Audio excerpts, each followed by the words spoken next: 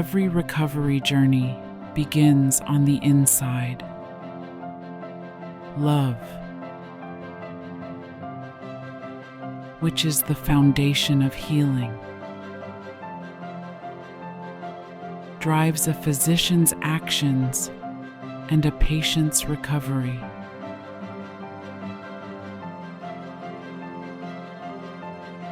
True transformation is possible after it heals emotional and physical wounds.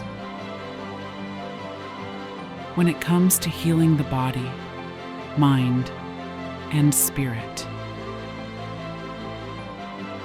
love is the gold standard.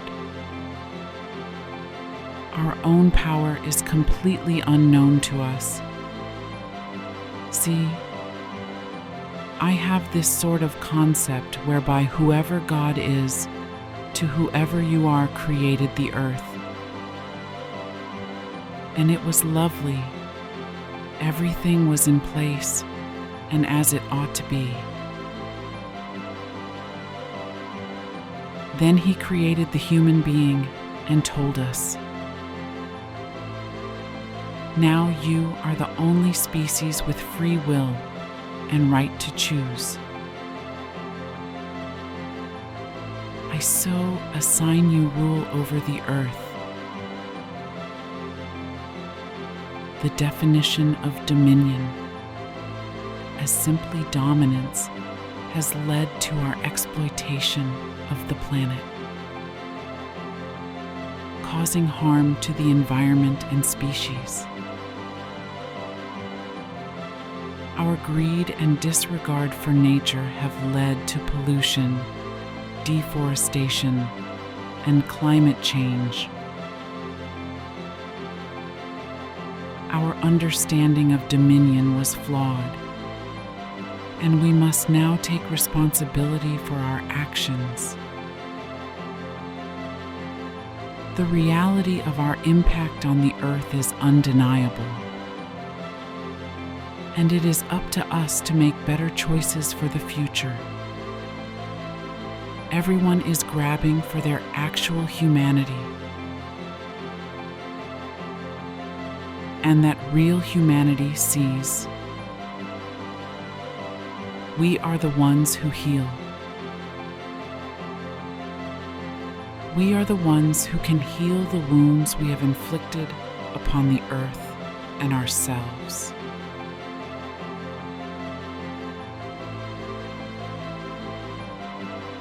Our responsibility is to wisely use our free will, making choices that benefit ourselves and the planet. We must understand the meaning of dominion and act as stewards,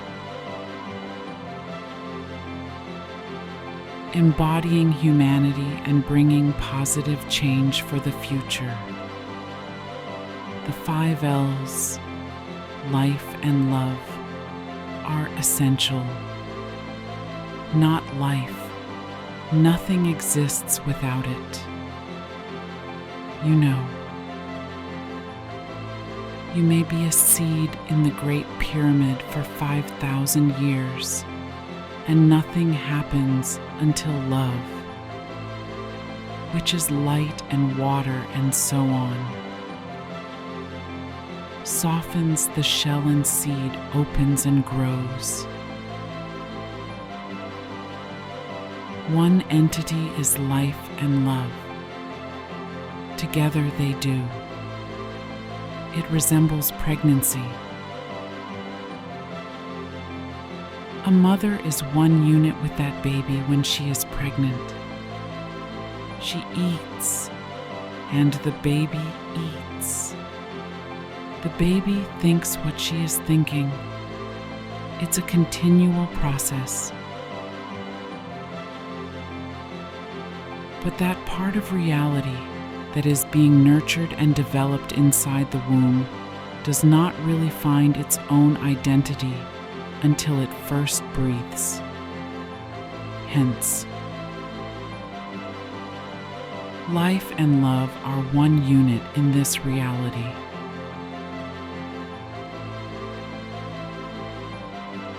Working with each other that way helps us to truly grasp elements of the world around us,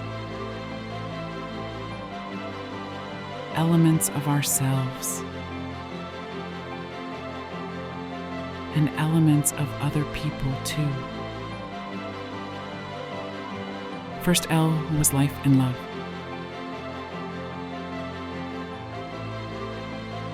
Those two then got together, and I understood those.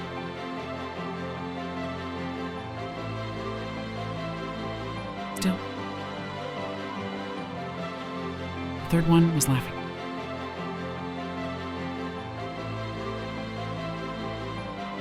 Laughing devoid of love is cruel. It is average. This causes families to split up. A broken family might be the result of laughing without love.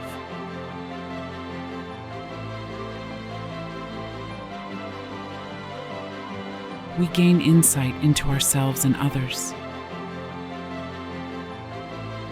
make sense of the world's intricacies, and cultivate genuine connections when joy, love, and laughter are all around, even if it leads to wars. Unity in life, love, and laughter is necessary for individual development and progress. Laughter under love brings happiness and delight, strengthening bonds and fostering a harmonious life.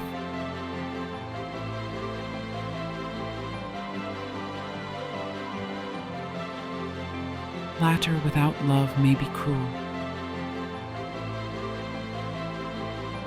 but when combined with love, it becomes a powerful force for good. Drudgery is labor without love, and individuals must report to work to achieve a fulfilling life. You basically have to do this. Still, labor done with love is bliss. This is the reason you sing or why painters create. I do what I do for this reason. It is this reason you do what you do. It's what lets our heart sing. That inner part of us that comes alive will help us to work 5 times as hard as we did when dragging ourselves along with the drudgery thing. And listening comes in at 5th place. It is empty sound to listen without love. Simply said, it does not make any sense. You find incomprehensible, but listening from love is knowledge. These 5 L's have therefore been quite useful for me in organizing and comprehending the philosophy and the way of life I'm living with. You have been a doctor, a teacher, but you have been writing books and you just published a new book, The Well-Lived Life, where you offer 6 secrets from that book. What knowledge do you hope people acquire? I wish they truly see love as the teacher and as the fundamental healing agent. My spirit has to testify with yours. We must let our own vitality flow and support. And we help ourselves when we help others. That is the very necessary life flow. Invest time searching for what I would define as the light.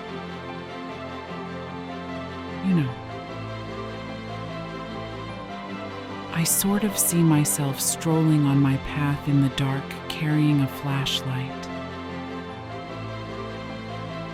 And it's dark. My flashlight will only take me so far. However, occasionally as I'm walking along, there is on the side of the road, there is a rather weak lighthouse. It seems to be shimmering. Suddenly, that light becomes brilliant if I point my lamp over there. State differently, as we reach out for one another, simply with whatever we have. The opportunity is there for you to utilize and move forward with.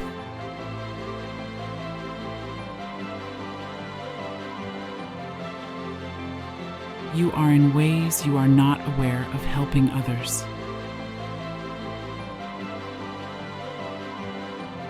I know you had an opportunity to meet among the best teachers in history. You did once meet Gandhi.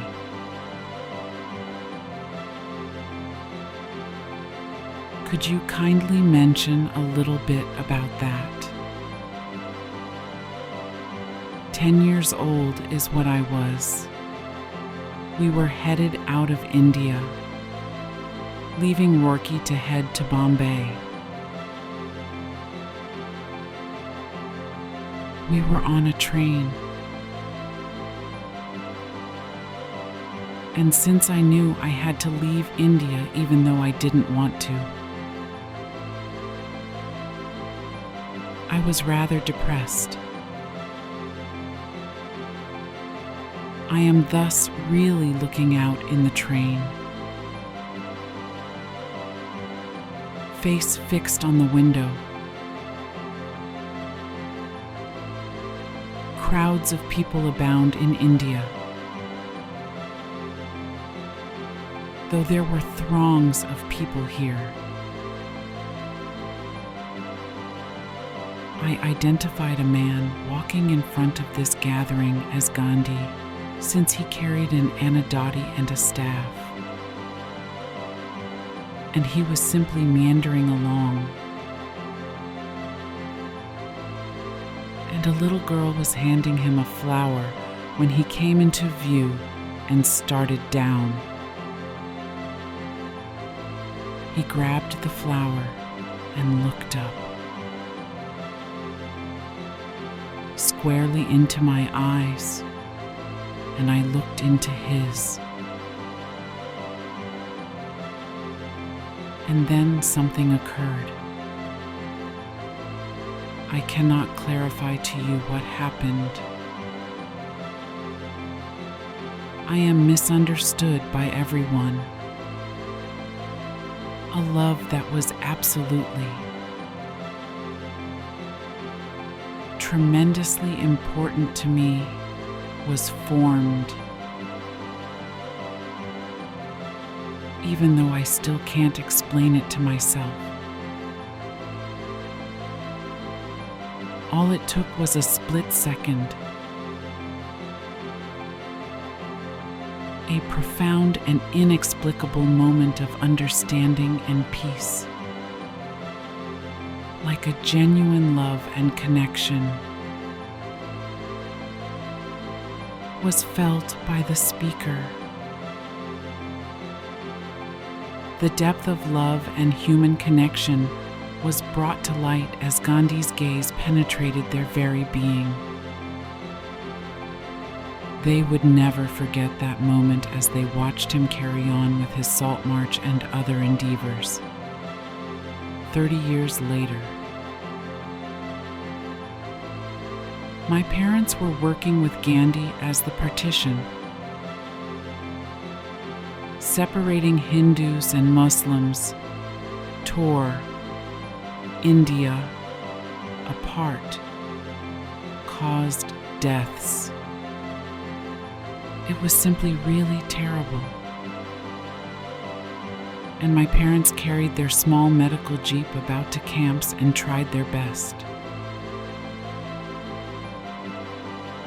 My dad would get up on the platform with Gandhi speaking, and they would chat to the people together.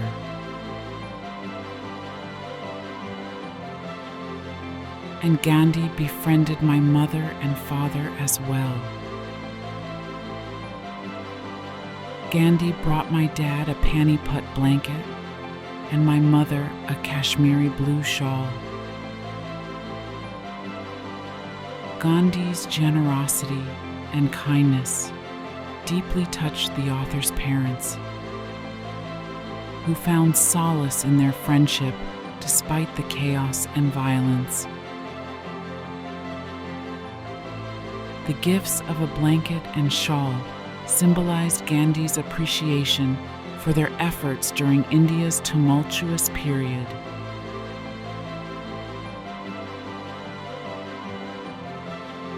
This connection ignited the author's 10-year-old spark and sustained their family connection. Those are the things that happen. Thus, it's realizing when something like that occurs and not brushing it under the carpet.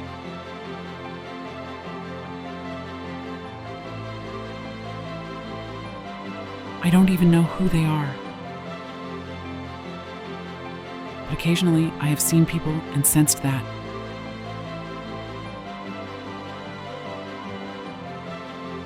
I knew Gandhi. But there are plenty of people who seem lost and so on. People are waiting to be acknowledged if you can smile at them and talk to them and identify them. Gandhi carried out this.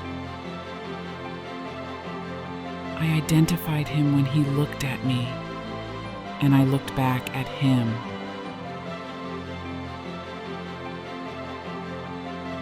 A connection transcended time and space, connecting us, even though we had never met before. Our souls recognized each other from another lifetime.